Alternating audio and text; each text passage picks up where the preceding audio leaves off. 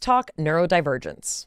Break it down. So let's start here. On social media, the term neurodivergent or neurospicy has become kind of a shorthand for anyone who's feeling out of sync with the mainstream. And that can be in a variety of ways, and we'll talk about some of those examples.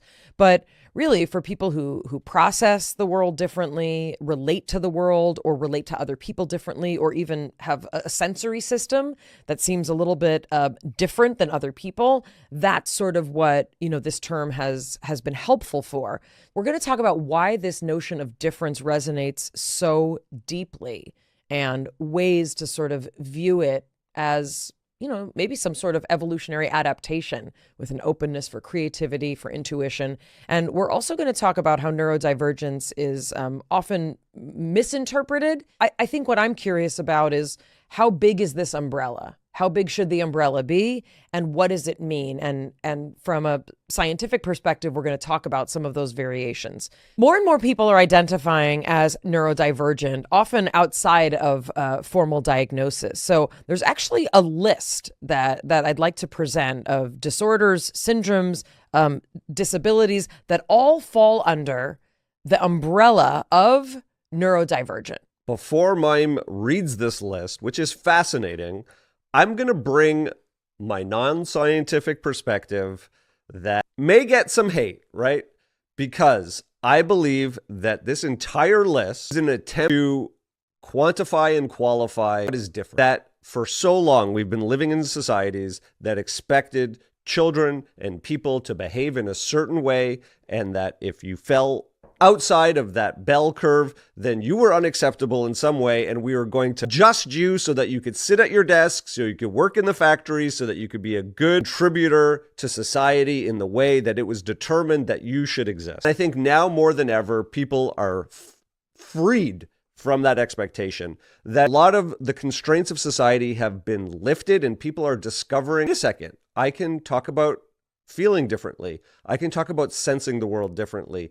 More so than ever before, everyone has a voice to have an individual experience, that it is okay if you fall outside the middle of the bell curve. So people who are neurodivergent, these are the categories that people often are identifying with that neurodivergent label. So people on the autism spectrum disorder. Some could argue that everyone on the autism spectrum disorder is neurodivergent, but not everyone who's neurodivergent is on the autism spectrum disorder. ADHD is another one, which can occur, both with autism or separately. If you have ADHD, chances are you fall under this umbrella of neurodivergent. Dyscalculia, which is difficulty with math. Dysgraphia, which is difficulty with writing. Dyslexia, challenges with reading. Dyspraxia, which is difficulty with coordination. If you have a sensory processing disorder, that is neurodivergence. Social anxiety is listed as under the neurodivergent umbrella. The things that I just listed, those are things that I think a lot of people would agree, like, I just do things different. My brain is different, But under the neurodivergent umbrella, you also see things like Tourette syndrome, see Williams syndrome. There are some clinics that identify Prader-Willi syndrome, which was the syndrome that I studied for my thesis. Even Down syndrome is included under the neurodivergent umbrella. Intellectual disabilities fall under neurodivergence, even mental health conditions and diagnoses, bipolar disorder, obsessive compulsive disorder. So, for me, when approaching this topic, that instantly presents not a problem, it presents a challenge for us, because we now have a term that is enormous, really, really broad, because what it's saying is that someone with, let's say, Down syndrome and someone who is dyslexic would fall under the same umbrella. And obviously there are things that they're going to have in common, but that's a lot of different things going on, which is why we don't rely on one diagnosis of neurodivergence. That's why it's not a very specific term, and we want to get more specific also to find out what resources people need. So for example, it's not helpful for someone to tell, the parent of a 4-year-old, your child's neurodivergent, because that could mean autism spectrum. It could mean ADHD. It could mean a sensory processing disorder. It could mean dysgraphia. So these specific categories exist for a reason, but you do see, that's the other thing I wanted to point out. So we've got a really big term that can apply to a lot of things. Challenge number one. Challenge number two, the overlap of a lot of these syndromes and diagnoses is enormous. So when you think of a classic Venn diagram, right? 2 circles, maybe 3, right?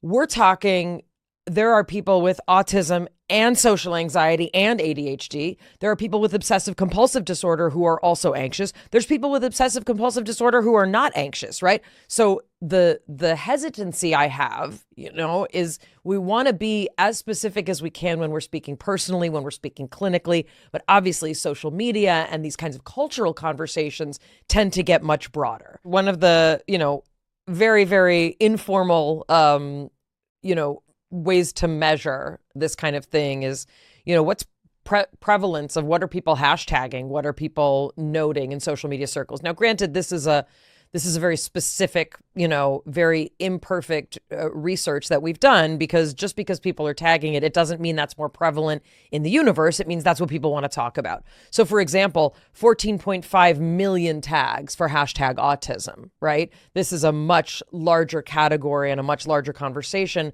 especially as autism has separated out the Asperger's diagnosis and grouped it with autism spectrum disorder, which can also include nonverbal autism, right? ADHD, 5.9 million tags, OCD, 2.6 million. Dyslexia has about 1 million tags. Other disorders like dissociative identity disorder have less, let's say 244,000. Tourette's, 200,000. So autism is talked about a lot, especially in these kinds of circles. There's a ton of really, really interesting and in many cases funny and in many cases very validating content.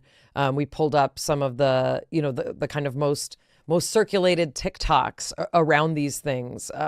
The difference in what experiences are like for other people versus what they're like for people who identify as neurodivergent.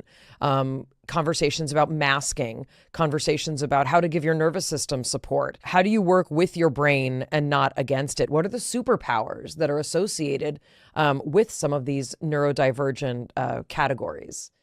One of the TikToks that I really liked showed someone remarkably doing all the things that I do: buying plants, cleaning, organizing, rearranging furniture. Some of my favorite things to do with my brain. There's a running joke in our family that every time you go to Mayim's house, it looks like she may be moving out. There's a pile of things that she has reorganized, set on the curb, decided to donate, has gone through her children's childhood stuff and figured out that this is no longer needed. And you can definitely tell her benders, they're just deep levels of organization and cleaning.